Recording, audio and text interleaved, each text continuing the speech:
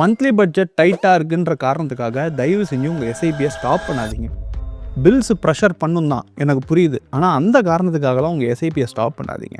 இப்போ for example நீங்கள் ஒரு 5000 மந்த்லி எஸ்ஐபி போடுறீங்கன்னு வச்சுப்போம். ஒரு 13% ரிட்டர்ன் அசம்ஷனில் 20 வருஷம் கழிச்சு அது கிட்டத்தட்ட ஒரு 50 லட்ச ரூபாய் கொடுத்துருக்கும். இப்போது உங்களுக்கு ஏதோ ஒரு பிரச்சனை வருதுன்னு ஒரு வருஷம் ஸ்டாப் பண்ணிட்டீங்க அப்படின்னா அதே 13% ரிட்டர்ன் அசம்ஷனில் உங்களுக்கு பார்த்தீங்கன்னா கிட்டத்தட்ட 45 லட்ச ரூபா தான் வந்திருக்கும்.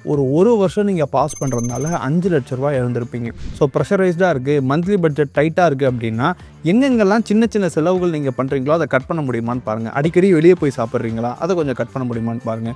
ஓடிடி சப்ஸ்கிரிப்ஷன் நிறையா பண்ணி வச்சுருப்பீங்க, அது பெருசாக யூஸ் பண்ணுறேன்னா அதை கட் பண்ண முடியுமா அப்படின்னு பாருங்கள். ஆனால் தயவு செஞ்சு உங்கள் மந்த்லி எஸ்ஐபியை ஸ்டாப் பண்ணாதீங்க. ஏன்னா அது நீங்கள் உங்கள் ஃப்யூச்சருக்காக ஒரு கோலுக்காக நீங்கள் பண்ணுறீங்க.